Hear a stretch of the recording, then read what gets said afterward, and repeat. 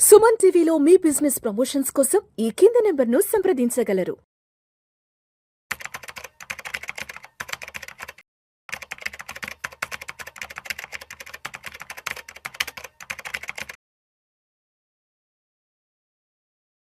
Sir నమస్తే sir Ramachandramurthy గారు. నమస్తే విష్ణు గారు. Welcome to Vishnu talks. Thank you అండి.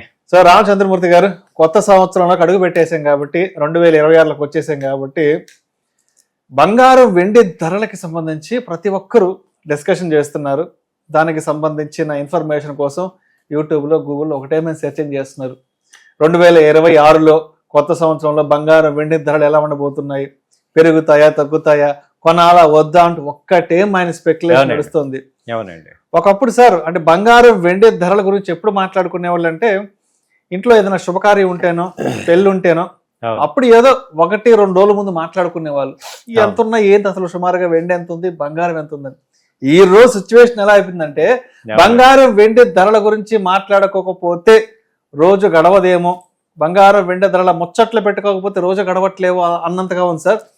ఒక్కసారి అసలు ఇవాళ మార్కెట్లో బంగారం వెండి ధరలు ఎలా ఉన్నాయి చూద్దాం సార్. 24 క్యారెట్లు 10 గ్రాముల ధర చూస్తే సార్ 1,38,600 రూపాయలు ఉంది. 22 క్యారెట్లు 10 గ్రాముల ధర చూస్తే సార్ 1,28,600. అండ్ అదేవిధంగా సిల్వర్ కేజీ 2,48,000 ఇంక్లూడింగ్ 3% జిఎస్టి. ఏంది అసలు మరి 2026లో తగ్గుతాయా పెరుగుతాయా, కొనాలా వద్దా, ఏం చేద్దాం అంటారు? సో థ్యాంక్ యూ అండి, మంచి పాయింట్ మీరు అన్నట్టు. ఇవాళ గోల్డ్ రేట్లు ఎందుకు అంత డిస్కషన్ అయిపోయిందంటే లాస్ట్ 6 monthsలో విపరీతంగా పెరిగిపోయినాయి. ఇంతవరకు మనం లాస్ట్ 20 yearsలో ఎప్పుడు చూడలే ఇంత హ్యూజ్ ఫ్లక్చుయేషన్స్ చూడలేదు. అలాగే ఒక్క రోజులో మన సిల్వర్ చూస్తే 20,000 25,000 డౌన్ అయిపోయింది. అలాగే గోల్డ్ 5-6 డౌన్ అయిపోయింది. సో ఇంత ఫ్లక్చుయేషన్స్ ఎందుకు వస్తున్నాయి ఏంటి అనేది అందరికీ కూడా ఉంది. అది వరకు ఏంటంటే గోల్డ్ సిల్వర్ అందరూ కూడా ఏదన్నా ఫంక్షన్లో కానీ అకేషన్గా కొనుక్కోవడానికి మీరు అన్నట్టు ఆలోచించేవారు. ఇవాళ ఏం చేస్తున్నారంటే అందరూ కూడా ట్రేడ్ చేయొచ్చు కదా, దీన్ని గోల్డ్ ఈటీఎఫ్లు కానీ లేకపోతే ఈ గోల్డ్ సిల్వర్ ర్యాలీలో ఇవాళ సామాన్యుడు కూడా పార్టిసిపేట్ చేయొచ్చు కదా అని ఆలోచిస్తున్నారు. కాబట్టి అందరూ కూడా ఈ రేట్లు అనేది అబ్జర్వ్ చేయటం కానీ అనలిస్ట్ యొక్క ఒపీనియన్స్ తీసుకోవడం కానీ జరుగుతుంది. ఇప్పుడు ఇది చూస్తే ఫిబ్రవరి దాకా యాక్చువల్గా ఎటు మూడమే కాబట్టి ఎటు ఫంక్షన్స్ లేవు, అయినా గోల్డ్ సిల్వర్లు ఎందుకు పెరుగుతున్నాయి? అది వరకు ఎలా ఉండేది, మామూలుగా ఎప్పుడన్నా ఈ ఆషాఢం వీటిల్లో తగ్గేది, శ్రావణ మాసం నుంచి పెరిగేది రీజన్ ఉండేది పెరుగుతానికి రీజన్. ఇప్పుడు అసలు రీజనే లేదు.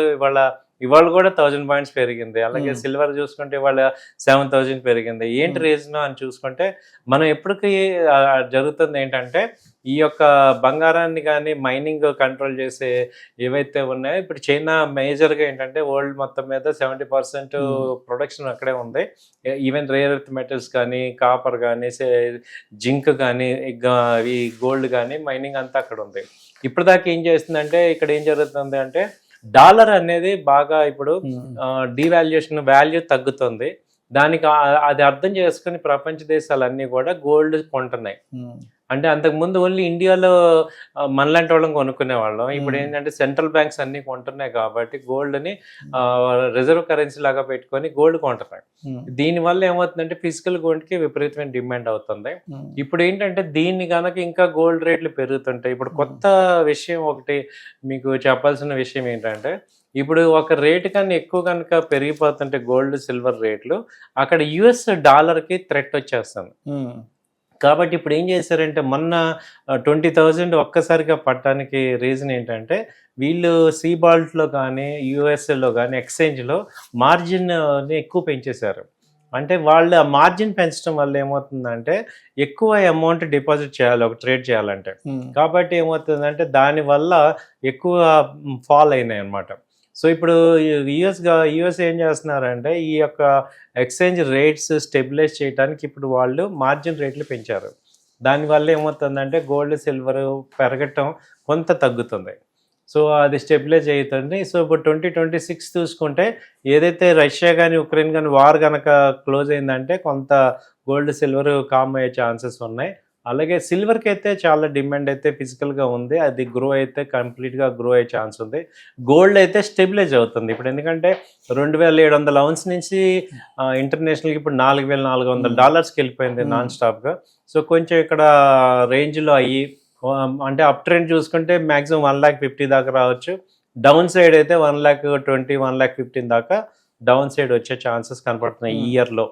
సో అయితే ఏంటంటే 1,15,000కి వచ్చినా కానీ మళ్ళీ బౌన్స్ అవుతుంది. సో అంతకు ముందులాగా 80,000 మనం 1,00,000 అనేది చూడం, దాదాపు 1,20,000 అయితే బేస్ అయ్యే ఛాన్సెస్ కనపడుతున్నాయండి. సో గోల్డ్ సిల్వర్ కొత్త సంవత్సరం ఈ రకంగా ఉండే ఛాన్స్ ఉంది, ఎందుకంటే ఇప్పుడు గోల్డ్ని కంపల్సరీ స్టెబిలైజ్ చేయడానికి యూఎస్ ప్లాన్ చేస్తుంది కాబట్టి ఆ ఎక్స్చేంజ్ ఫీచర్స్ రేట్లు బాగా పెంచేశారు, మార్జిన్స్. దానివల్ల ఏంటంటే ఒక లాట్ కొనాల్సిన 2 లాట్లు కొనే రేటు 1 లాట్కి వస్తుంది, అంటే బాగా 25% మార్జిన్స్ పెంచడం వల్ల హ్యూజ్ మార్జిన్స్ రిక్వైర్మెంట్ అవుతుంది, దాంతో ట్రేడ్ తగ్గుతుంది.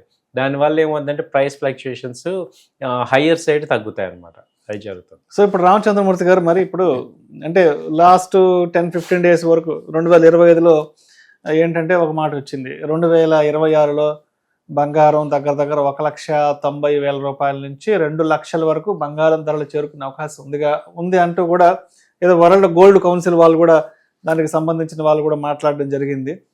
సో అయితే ఇప్పుడు 2026లోకి వచ్చేసాం కాబట్టి ప్రస్తుతానికి 1,35,000-36 ఆ రేంజ్లో ఉంది కాబట్టి, అంటే ఇంకా 1,90,000కి లేదంటే 2 లక్షలకి చేరుకోవడానికి ఎంత సమయం పట్టొచ్చు అంటారు అసలు? ఇప్పుడు ఏమైందంటే సార్, ఇప్పుడు 2025లో ఉన్న ప్రొజెక్షన్ చూస్తే ఆ రోజున్న స్పీడ్ చూస్తే అదే అనిపించింది.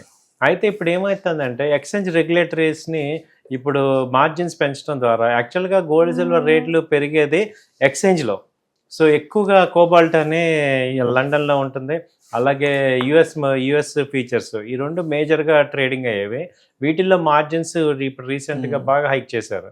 దానివల్ల ఏమవుతుందంటే కొంత ట్రేడ్ అనేది నిదానించవచ్చు, తగ్గచ్చు అనేది కనపడుతుంది. సో దానివల్ల రేంజ్లోకి వస్తుంది. ఇప్పుడు అన్నట్టు ఇప్పుడున్న ప్రజెంట్ ప్రొజెక్షన్ చూసుకుంటే 1,75,000కి ఇయర్ ఎండ్లో ఛాన్సెస్ కనపడుతున్నాయి. 1,70,000 ఇయర్ ఎండ్కి 1,75,000 వరకు, అంటే 2 లక్షల దాకా అయితే వెళ్ళే అవకాశం లేదంటారు. లేదు, ఛాన్సెస్ తక్కువ ఉన్నాయి. 1,75,000, ఎందుకంటే ఈ ఉక్రెయిన్ వార్ ఒక 1 monthలో క్లోజ్ అవుతుంది. అలాగే ఇండియాలో ట్రేడ్ డీల్ కనుక సెట్ అయిపోయిందంటే వరల్డ్ నార్మల్ అయినట్టే. ఇప్పుడు వరల్డ్ లో పెద్ద టెరిబుల్ రీజన్స్ ఇక అనిశ్చితి, కొంత నెగటివ్ ఫ్యాక్టర్స్ తగ్గుతాయి, అప్పుడు ఈక్విటీ మార్కెట్స్ పెరుగుతాయి, కాబట్టి ఇన్వెస్ట్మెంట్స్ అన్ని డైవర్ట్ అవుతాయి. సో కాబట్టి ఏంటంటే ఇంకా స్టెబిలైజ్ అయ్యే ఛాన్స్ ఉంది. గోల్డ్ అయితే కంపల్సరీ కూడా వన్ సైడ్ అవ్వదు, గోల్డ్ కొంచెం ఈ క్రూడ్ ఆయిల్ లాగా గోల్డ్ కూడా స్టెబిలైజ్ అవుతుంది రేట్లో. సో సిల్వర్ పాయింట్కి వస్తే ఇది బాగా స్కోప్ ఉంది, ఎందుకంటే ఇప్పుడు కంపల్సరీ 2026లో ఈ ఎలక్ట్రిక్ వెహికల్స్ కావాలి, సోలార్ ప్యానల్స్ కావాలి, అలాగే సెమీ కండక్టర్స్, చిప్ మేకింగ్, ఇవన్నీ జరుగుతున్నాయి. వీటన్నిటికీ కూడా సిల్వర్ రా మెటీరియల్. కాబట్టి సిల్వర్కి ఇంకో ప్రాబ్లం ఏంటంటే అది డైరెక్ట్గా దొరకదు. జింక్, కాపర్, అల్యూమినియం వీటిలో బై ప్రొడక్ట్స్, కాబట్టి ఈ సిల్వర్ అయితే పెరుగుతుంది. సిల్వర్లో కూడా హెవీ ఫ్లక్చుయేషన్స్ వస్తాయి. సో ఇప్పుడు చూసారు కదా, ఒక్క రోజులోనే 20,000 30,000 ఫాల్ అయింది. సిల్వర్ ప్రొజెక్షన్ ఏంటంటే మళ్ళీ ఒకసారి 2 lakhs ఆ రేంజ్కి వచ్చే ఛాన్సెస్ ఉన్నాయి నెక్స్ట్. సో అయితే రామచంద్రమూర్తి గారు, ఇప్పుడే మీరు కాపర్ గురించి అండ్ అదేవిధంగా అల్యూమినియం గురించి కూడా మాట్లాడారు. అయితే మనకి గత సంవత్సరం 2025లో కాపర్, అల్యూమినియం, అంటే కాపర్ విషయానికి వస్తే ఆల్మోస్ట్ ఒక 36-40% రిటర్న్స్ రావడం జరిగింది. అల్యూమినియం విషయానికి వస్తే ఒక 16-18% వరకు రిటర్న్స్ వచ్చింది. అంటే ఇప్పుడు ఎలా ఉందంటే అందరూ కూడా బంగారం, వెండి ధరల గురించే మాట్లాడుకుంటున్నారు, బట్ వెనక తెలియకుండా కాపరు, అల్యూమినియం కూడా ఏదో చాప కింద నీరులా దాని పని చేసుకుంటూ పోతుంది అంటూ కూడా మనకి న్యూస్ ఆర్టికల్స్ వస్తున్నాయి. అంటే అందరి కాన్సన్ట్రేషన్ మేజర్గా వెండి మీద, బంగారం మీద మాత్రమే ఉంది, కానీ ఈ చాప కింద నీరులా పెరిగిపోతున్నటువంటి ఈ కాపరు, అల్యూమినియం సంగతి ఎవరు పట్టించుకోవట్లేదు. ఇవి కూడా రాబోయే రోజుల్లో పెద్ద ఎత్తున ర్యాలీ తీసుకురాబోతున్నాయి అంటూ కూడా మాట్లాడుకుంటున్నారు. కాబట్టి మన వెనక జరుగుతున్నటువంటి ఈ 2 మెటల్స్ గురించి ఏం చెప్తారు?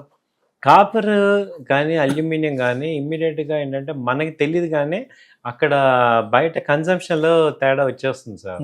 ఎందుకంటే కాపర్ వైరింగ్ అంతా కూడా కాపరే, ఎలక్ట్రికల్ వెహికల్స్, ఇప్పుడు హౌస్ హోల్డింగ్ అంతా కూడా ఇప్పుడు కాపరే. కాబట్టి అలాగే అల్యూమినియం కూడా చాలా ఇంపార్టెంట్, ఏది ఇండస్ట్రియల్ యూసేజ్లో కానీ రీటైల్ యూసేజ్లో కానీ వాటి రేట్లు ఎప్పుడు పెరిగిపోతున్నాయి. దానికి తెలియకుండానే మనకి ఇక్కడ ఇంపాక్ట్ కనపడుతుంది.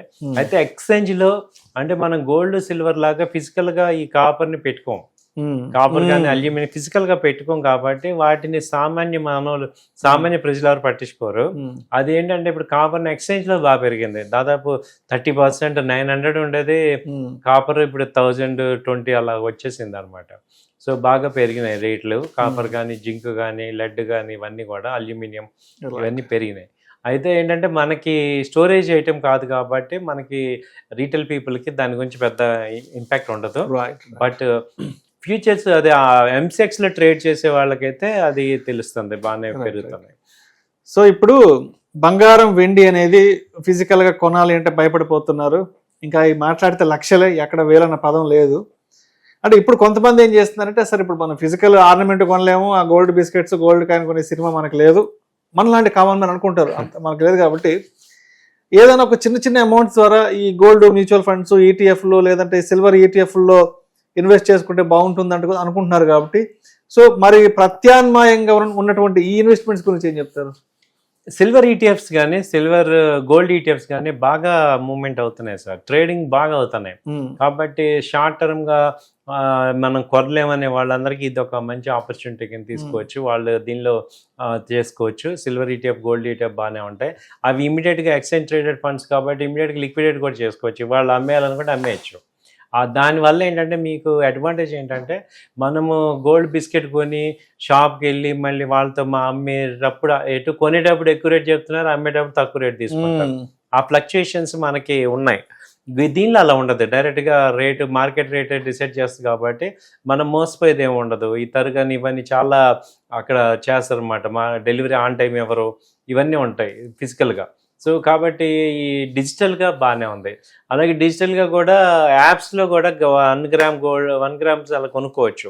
అయితే ఈ యాప్లో కొనేటప్పుడు RBI రూల్స్ని ఉన్నాయా లేదా అనేది చెక్ చేయండి. చాలా మోసపూరితమైన యాప్స్ వస్తున్నాయి ఈ మధ్య. సో అవన్నీ కూడా మీరు జాగ్రత్తగా చూసుకొని ఏవైతే ఆథరైజ్డ్ వాటిలో కొనుక్కోండి. ఏదో డిజిటల్ ఇప్పుడు సురక్షితం, ఏదర్ ETF అవ్వచ్చు లేదా గోల్డ్ అవ్వచ్చు. సో వీటిల్లో ఇన్వెస్ట్ చేసుకుంటే better. Thank you sir, thank you so much. Thank you అండి.